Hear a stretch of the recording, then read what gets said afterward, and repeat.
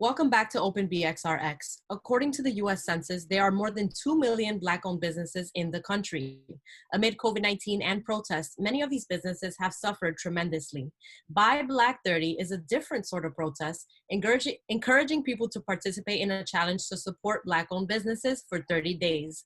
Joining us now to discuss are organizers of the Buy Black 30 Challenge, Dorissa White and Kiera Mallett. Dorissa is also a fellow reporter and my colleague here at BronxNet. Thank you both for joining us today, ladies. Thank you. Thank you. So the first thing right off the bat is just, we want to learn about Buy Black 30. How did it come to fruition and why? So I'm sure everyone across the country is very, very frustrated with what is going on. And me and Dorissa, we went to college together and we were just sharing our frustrations with each other. And we were like, we can organize. We need to get together and come up with something. And at that time, T.I. had made his proposition for us to have the Blackout Day on July 7th. And we were like, well, why not do it longer? Why not really hit people where it hurts in their pockets? Mm-hmm. And that's pretty much how it started. Mm-hmm. And so, oh, my bad, Dorissa, go ahead. No, it's okay. So exactly what Kiera just said, like kind of, we just took his idea of making this one day and we were like, let's just do it for 30 days. We think that 30 days is enough time to show real economic change. And that's what we're looking for. We're looking for legislation to change police reform through this initiative. Right. And I think it's powerful. Absolutely. I wanted to ask, through the protest, Black-owned businesses have placed placards and signs on their doors and gates identifying themselves. Let's discuss the issue of visibility amongst our communities and how this challenge can help people know where Black-owned businesses are. Mm-hmm. I think that a lot of people don't know where Black businesses are, right? They're not aware of Black-owned businesses. A lot of people are so used to the way that they're shopping now. They're shopping at mainstream businesses. The reason we want to connect people with Black-owned businesses is to highlight that business. So we want you to replace your mainstream shopping with a Black-owned business. So say, for instance, you like a face wash and you're used to using this face wash every single day and you run out. How about you use a Black-owned one, right? It's just about changing the way you shop. As far as the placards go, I think that a lot of people, of course, times are heightened right now, right? There's a heightened anxiety right now, collective anxiety. And I think that that's boiling over with the riots we're seeing with the riots. Now, I think that Black-owned businesses should put placards on their stores to let people know that this is a Black-owned business, that, because we know once you destroy a Black-owned business, the likelihood that it will return to that area is less than 2%.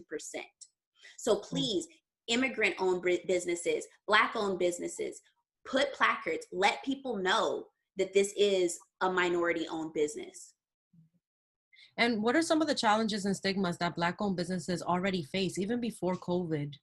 Yes, they face so many. So for example, a few that sometimes I hear people say, oh, they don't have the products that I want, or it costs so much more than before, like where I normally shop, not having professional, or they feel as though the customer service isn't up to par.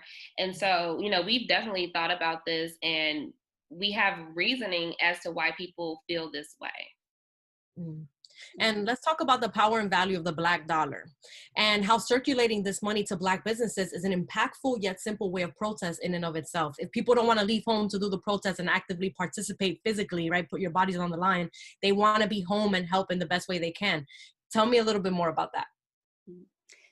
The best, this is us, right? We're not going to tell people how to protest. We're not going to tell people how to express themselves. If you feel like going out on the picket lines is a way to express yourself, by all means. But this is our protest. This is a peaceful way to protest.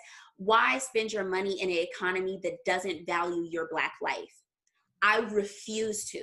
I refuse to spend my money anywhere that I am not appreciated. Black people need to go where they are celebrated instead of where they are tolerated. I think that valuing our Black dollar, as Kiera was mentioned before earlier and while we were talking, the Black dollar leaves our community with less than 10 hours. In less than 10 hours, the Black dollar is away from the Black community. In Jewish neighborhoods, the dollar circulates their neighborhoods for 6 years. That's 6 years because they are spending it with each other, and they are spending it with each other. But we are spending it outside of our neighborhoods. We need to learn how to spend it within. Kiera, did you also want to add to that as well? Absolutely, because once we start spending it within our own communities, then Black businesses will be able to offer more products. They'll be able to hire more people so that we can have more customer service. Because in my opinion, actually, from shopping Black-owned businesses, I've had very good experience. And I definitely feel as though I'm not only being somewhere I'm accepted, but I'm also helping a fellow person of my same race. You know, I want us all to win. I want us all to get out here and do our best, and putting money back into our communities is essential. And now for those who are interested in participating, how can people and Black businesses participate in the challenge, and what are the steps and phases behind it? Okay, so it's broken down into 4 phases. So phase 1, and we're in phase 1 right now, but at any time, it doesn't have to be just the month of June. If you want to do this in July, if you want to do this in August, we just suggest that you follow the phases. So phase 1 is cutting out restaurants and eateries that are not Black owned. So, and grocery stores as well. Replace those. We suggest making a list of everywhere that you shop now and replacing that list with everything Black owned. So if that's restaurants that you want to order from takeout, if that's grocery stores you want to shop at, replace it with Black owned grocers. Now, it may be hard for some people because we don't own a lot of grocery stores. We don't have access to the food supply like a lot of other races do. What we suggest people do is shop minority owned. Phase 2 is cutting out the use of all non-Black retail stores and beauty supply stores. Removing that.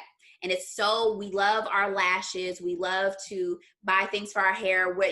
Black people, we change our hair so much, and it's so beautiful. But we just ask you to shop Black owned. Find beauty supply stores that are Black owned. And you know what's been beautiful in our research? There are so many.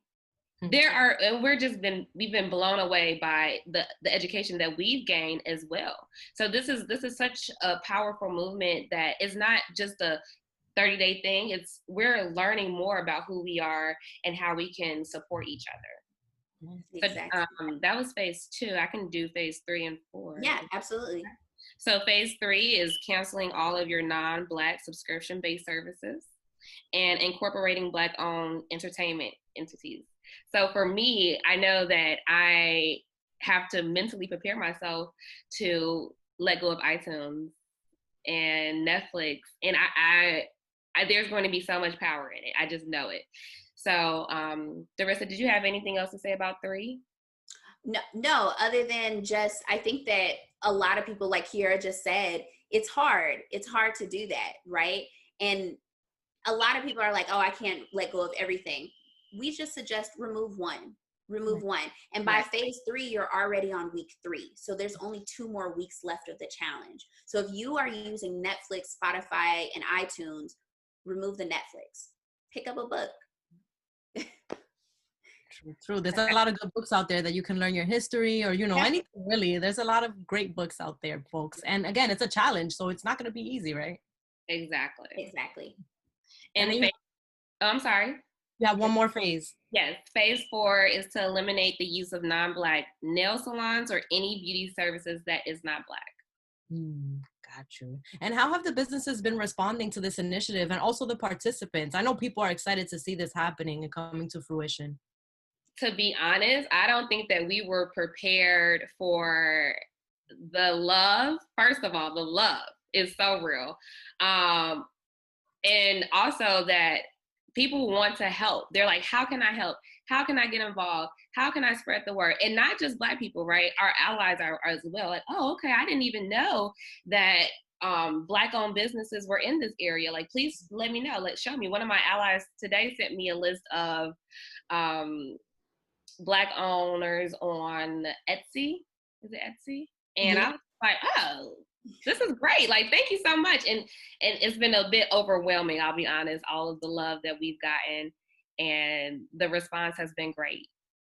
No, I think it's a beautiful action, and I thank you both and all the partners behind the Buy Black 30 movement for starting this initiative, especially during this time. Thank you. Thank you. Folks, to see a list of Black-owned businesses, you can follow at Buy Black 30 on Instagram. Businesses are, of course, encouraged to participate in this movement. Open BXRx, we'll be right back.